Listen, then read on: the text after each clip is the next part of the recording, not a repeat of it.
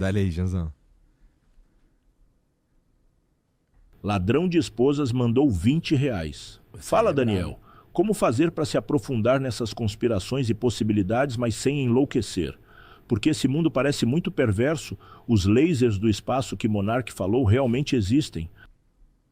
Existe, cara. O Donald Trump criou, acho que em 2017, 18, a Space Force, né?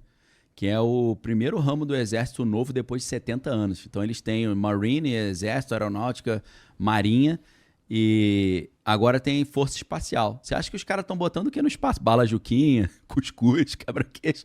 É só arma, meu irmão. Tá lotado de arma no espaço. Então existe. Agora, como estudar isso e não ficar pancado? Meu irmão, eu estudo essas coisas buscando nesses fatos os documentos, para a gente estar calcado na realidade. Quando não tem documento, eu falo agora é loucura total, isso é insanidade. Então, ter fundamento dos documentos e estar com a sua fé calcada em Cristo. Porque você vai ver que a Bíblia está se cumprindo com esses fatos e a tua fé aumenta. E você não vai falar, caraca, o mundo vai acabar, você não vai entrar em pânico, você vai falar, quero mais que acabe logo mesmo, para parar de pagar boleto aí, saco todo mês chegar um monte de boleto. Chatão, mano. Né? E Jesus voltar, não ter mais choro e lágrima, a gente viver com Cristo. Aí você fica feliz, pô. Ó, o livro do Apocalipse diz que quem crê, em vez de falar, ai meu Deus, que pena, o mundo tá acabando, fala, Maranata, hora venha logo Senhor Jesus, né? Vem logo, pô. E tu já teve alguma experiência, tipo, projeção astral? Alguma coisa assim? Projeção astral, cara.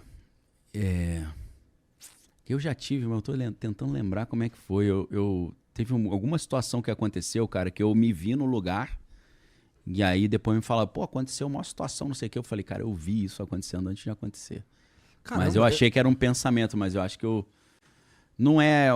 Assim, quando a gente dorme, muitas vezes a gente sai do corpo, dizem, né? Que dormindo você sonha, na verdade você tá dando um rolé. Inclusive o filme...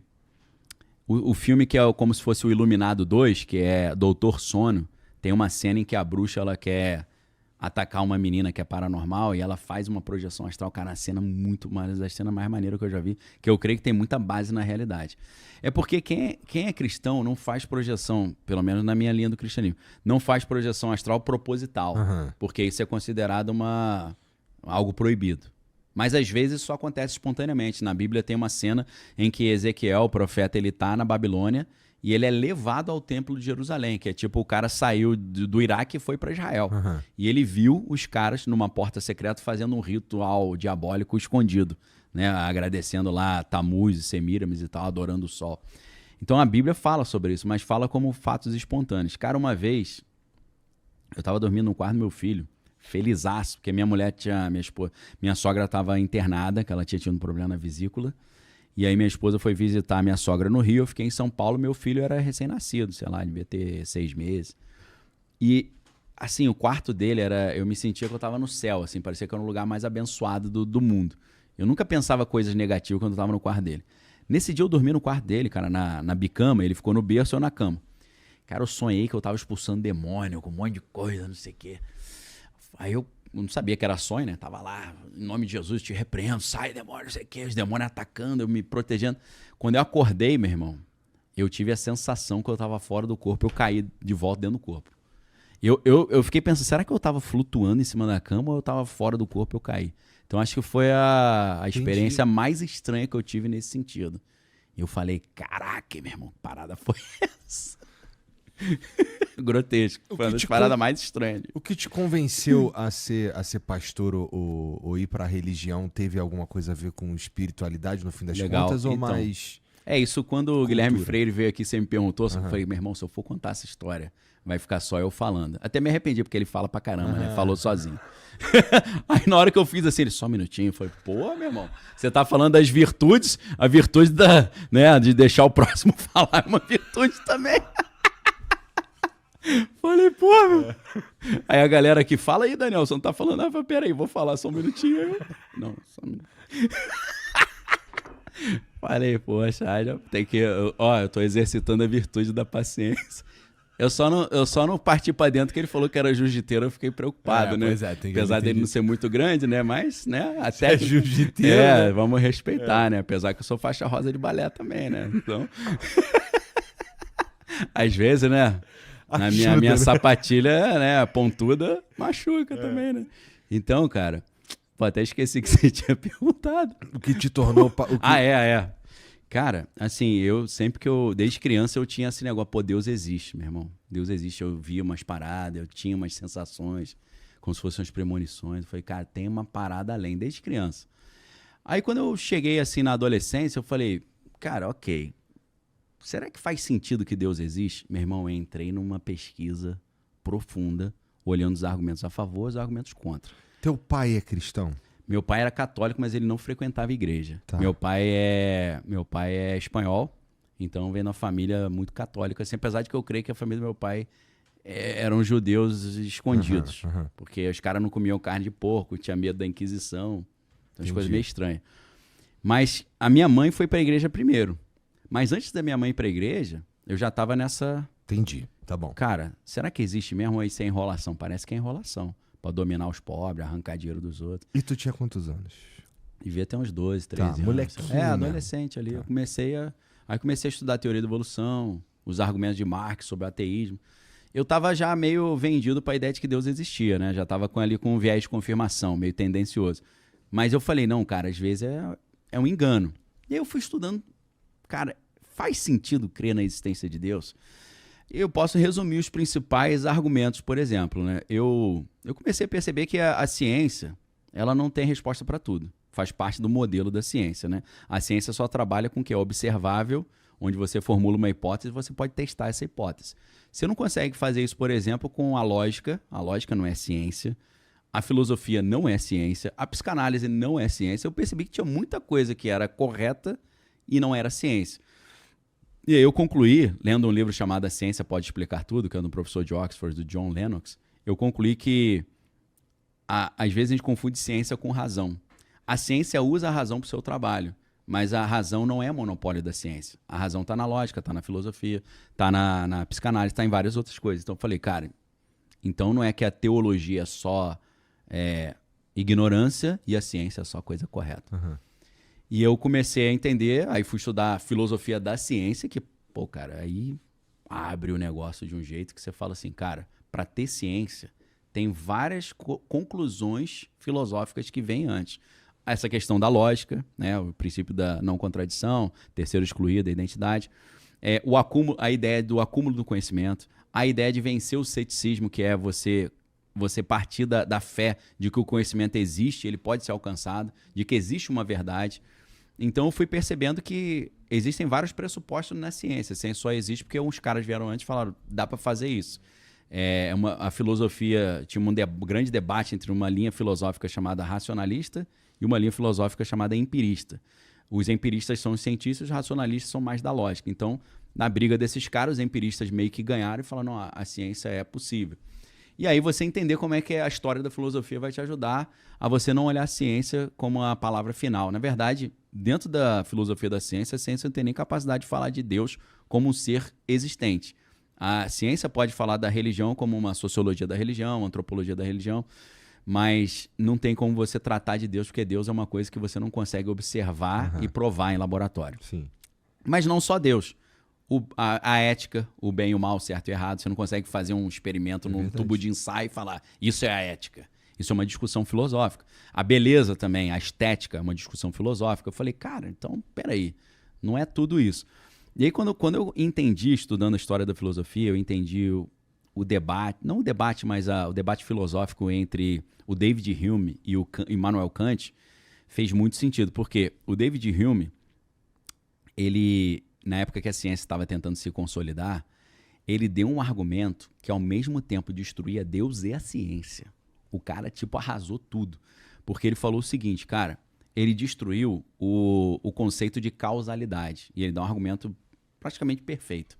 Por isso que os caras que estudaram falaram, meu irmão, se isso que ele falou tá certo, não tem religião e não tem ciência. Porque ele falava, não tem como... Ele dava um exemplo, você tá jogando sinuca, aí uma bola tá parada, a outra tá vindo em movimento, aí uma bate na outra e ela continua andando. Ele deu um argumento brilhante, mostrando que você não pode dizer que a bola que estava parada só começou a andar porque a outra bateu nela. Ele explica isso e dá um argumento, ensaio sobre entendimento humano, se eu não estou enganado, o livro, que é, ou investigações sobre entendimento humano, eu confundo que tem livros com nomes parecidos. Cara, se o que ele falou ali, o argumento dele é brilhante, eu não vou conseguir reproduzir exatamente, os caras falaram, ele ferrou com tudo, meu irmão. Ferrou com Deus, porque ele falou que o milagre é impossível, e ferrou com a ciência, porque a ciência é parte da causalidade, né? Vamos supor, uma pessoa está com febre. Por que deu esse aumento de temperatura? Os caras vão pesquisar, descobrem que tem uma bactéria, a bactéria ali gerou uma infecção, aí o corpo aumentou o sistema imunológico para tentar matar essa bactéria e isso gera esse aumento. Então, como é que eu resolvo esse negócio? Eu vou dar um antitérmico. Não, o antitérmico você vai tratar o efeito, não a causa. A causa da febre não é o corpo aqueceu. O corpo aqueceu por causa da bactéria. Se você não matar a bactéria, você não vai matar a causa. Uhum. A febre é um efeito. Então, ciência sem causa e efeito não existe. E isso é uma questão, é um debate filosófico. Sem resolver o debate filosófico se a causalidade é uma coisa correta, não tinha ciência. E aí esse Immanuel Kant, meu irmão, ele olha essa parada e ele fala, peraí, meu irmão, vamos arrumar a casa. E o cara propõe uma solução para isso, né? Num trabalho brilhante chamado Ensaio sobre Entendimento Humano, não, Crítica da Razão Pura, né? E aí nesse trabalho, ele diz o seguinte, existem verdades que são da ciência e existem verdades que não são da ciência. Por exemplo, as verdades a priori e as verdades a posteriori. Vamos dar um exemplo aqui. Essas verdades que não precisam da ciência. 2 mais 2 é 4. Você não precisa pegar 2 canetas, depois pegar mais 2 e contar 1, 2. Você consegue resolver isso na mente. Você não precisa de ciência para isso. Ciência é o quê? Observar, fazer um experimento, formular uma hipótese. Agora, se eu chego para você e falo, existem 6 pessoas nessa sala do Flow Podcast agora, verdade ou mentira? O cara fala, calma, vou ter que ir lá olhar e contar. Uhum. Entendeu? Isso é uma verdade a posteriori, que eu vou ter que fazer uma pesquisa para saber. Então ele separa verdades a priori e verdade a posteriori. Ele fala, a ciência só pode tratar de verdades a posteriori. A priori não tem como, meu irmão. Porque você não precisa de ciência, está fora do escopo da ciência.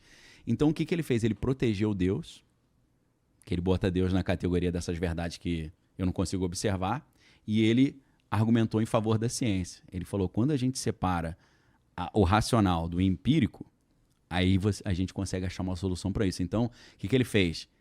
Deus é possível de conhecer e a ciência é possível de existir. Então, cara, quando essa solução do Kant, tentando salvar Deus, apesar de que ele traz um problema, porque ele fala que o ideal seria eu experimentar Deus. Então, surge um problema em cima disso. Deus é uma coisa que existe, mas é muito complicado de eu ter um conhecimento sobre ele que não seja uma questão mental. Não parte desse negócio que eu posso ter uma epifania e ter um contato com Deus. Então, ele atrapalha um pouco o estudo de Deus, mas ele salvou a religião e salvou a ciência. Só que aí veio o cara... aí vem os caras mais difíceis de entender da história. Uhum. Vem o Hegel, porque em cima dessa história, né, o Kant criou um negócio chamado... Ele fala sobre o númeno e o fenômeno. Númeno é questão da mente, nous é mente, essa questão racional, essa questão a priori. E o fenômeno é um termo grego que dá origem à palavra, a ideia daquilo que se apresenta, aquilo que aparece aos meus sentidos, dá origem à ideia de aparição, dá origem à ideia de fantasma. A palavra fantasma e fenômeno tem a mesma origem, que o fantasma é uma aparição e o fenômeno é aquilo que aparece. Então, surge uma linha da filosofia chamada fenomenologia. E aí o Hegel escreve um livro chamado Fenomenologia do Espírito, que é legal pra caramba. Mas depois do Hegel vem um cara que é loucaço, assim, pra quem entende o trabalho dele, chamado Edmund Husserl. O Edmund Husserl é um cara que era um gênio, que ele falou assim, eu vou provar que Deus existe sem falar de Deus. O que ele faz? Ele diz o seguinte, cara, vamos supor que o cara falou assim, eu vi um unicórnio. Aí você vai falar, mentira. Aí ele fala, calma. Esse cara pode ter imaginado o unicórnio, e isso ter aparecido como uma imagem, ele pode ter tido uma alucinação, ou ele pode ter visto um unicórnio mesmo. Se ele teve uma alucinação do unicórnio, e ele falou, eu vi um unicórnio, esse fenômeno se apresentou aos sentidos dele, mesmo que isso não exista. Então, o que ele fala? Uma coisa é a gente analisar o que tem no mundo, outra coisa é a gente analisar como é que nossos 5 sentidos experimentam o mundo. Uhum. Então, ele mergulha num debate filosófico de como a gente consegue experimentar o mundo ao nosso redor. Desse debate, ele mostra que é impossível a gente conseguir perceber o mundo se não tiver alguém que organizou o mundo primeiro, que é Deus. Mas o cara nasceu e morreu, escreveu vários livros, nunca falou de Deus. Ele só deixava nas entrelinhas. Entendi. Aí veio uma aluna dele, Edith Stein, que ela falou, não, o objetivo era aquilo, era um sambar, ele queria falar, ele quer provar Deus sem falar de Deus. Cara, quando eu fui estudando tudo isso, eu falei, meu irmão, é racional crer que Deus existe. Não é coisa de burro. Aí eu vi que, 80% dos vencedores Nobel creem que Deus existe. Falei, então não sou burro. Faz sentido isso. É porque existe uma cultura de que você acreditar em Deus é burro e eles disseminaram isso. Mas isso não é verdade nesse sentido. Então, cara, quando eu associei esse raciocínio com as experiências espirituais que eu já tinha, aí ferrou, meu irmão. Aí o que acontece? Minha mãe começa a ir à igreja evangélica, levada por uma amiga nossa, a Claudinha. Agradeço a Claudinha sempre. Tive uma porque é ela que levou minha mãe para a igreja e dali todo mundo conheceu Jesus por causa da Claudinha, esposa do Rubinho, mãe do Vinícius. Então, um abraço para eles todos. O Claudinha, Rubinho, tinha que ser Vinicim. É, Vinicim. Cara, e o Rubinho tem uns 2 metros de altura também, né? Rubinho, né? Pô, gigante, maluco. Outro dia eu tava lá em Niterói, uns 2 meses atrás, encontrei com eles depois de 20 anos. E aí eu fui lá prestar meu agradecimento. Falei, poxa, Claudinha, você sabe... Você foi uma pessoa muito usada por Deus, né? Que hoje eu tô lá no Flow Podcast falando de Deus por tua causa, né? Falando de Deus, falando as bobagens, misturando bobagem com coisa séria, né? Tomando bronca aqui, né? Pô, você tá falando as coisas meio estranhas, cuidado. Galera reclamando, né? Pô, tá falando os papos aí meio, né? Negócio de golfinho caçapando as meninas, que isso? É estratégia, né? Estratégia. Mas quem é que te gonga? Não, isso aí é nos comentários, pô. Dando olhada aqui nos comentários, cara. A galera... Assim, não acha que o meu jeito de falar de Deus é meio profano, né? Mas às vezes você só consegue atrair a atenção do cara saindo normal, né? Sim. Vamos lá na igreja ouvir um lorotinho, cara. Tá fora, mas eu prefiro jogar videogame, pô, né? É verdade. Não é não? Você é ruim de ir pra igreja. Então, cara, eu comecei nessa. Na época que minha mãe me levou pra igreja, eu tinha uns 14, 13 anos, eu e meu irmão é um ano só mais novo. Eu tava meio assim... Eu tava, cara, esse negócio de pastor é pra arrancar dinheiro dos outros, meu irmão. E tu já tinha, nessa época aí, umas experiências espirituais? Já tinha. Que era ver umas coisas. Vinha umas paradas, tinha uns sonhos estranhos, umas premonições, umas coisas. Aí, o que aconteceu? Eu cheguei, minha mãe falou, vamos na igreja. Falou, não, pô, igreja não, isso é coisa de ignorante, né? O pastor vai querer arrancar dinheiro dos outros. Ela falou, o pastor da nossa igreja é o pastor Arlindo Mendes. Ele foi teu pediatra. O cara é professor da Universidade Federal Fluminense. O cara tem doutorado nos Estados Unidos. Ele não ganha nada pra estar na igreja. O dinheiro não vai pra ele, é só pra custear as coisas da igreja. Como é que você fala isso? Eu falei, já gostei. O cara não é analfabeto, foi meu pediatra, é professor da Universidade Federal Fluminense, onde depois eu fiz meu doutorado. E o cara tem doutorado nos Estados Unidos. É um homem da ciência. Vou querer ver qual é desse maluco aí. Aí cheguei lá, o cara mandava assim, ó. Ele no meio da igreja falava, você não vai fazer essa cirurgia não, Deus já te curou. Repete o exame que você não tem câncer. Aí na semana seguinte vinha a mulher com laudo. Sumiu, ninguém tá entendendo nada. Falei mesmo. O cara vinha e falava a vida toda da pessoa. O professor lá da FED. Eu falei, isso aí eu achei maneiro. Que o cara tem o conhecimento científico, prega muito legal, fala de ciência e tal, e o cara manda o Hadouken mesmo. Eu falei, eu quero o conhecimento e o Hadouken. Entendeu? Eu quero o Yuga Fire e o Yuga Flame. E o Tatak Tactung. Tá ligado, né? Não? Resolver todos os problemas. Eu quero zerar o Street Fighter, meu irmão. Mano, até o cuscuz do Honda, né? Que ele dá uma cabeçada, né? Cuscuz não é bom falar uma hora dessa, não. E o Alex Fu, já. Alex Fu, né? E você que tá assistindo esse vídeo aqui no Talk Flow, dá pra você virar membro, cara, do Flow agora. É um botãozinho do lado do botão de se inscrever. A gente faz um programa semanal só pros membros. Olha. Então fique esperto aí. Se quiser virar membro, tá bem aqui do lado. É mó merreca, custa menos de R$8, irmão.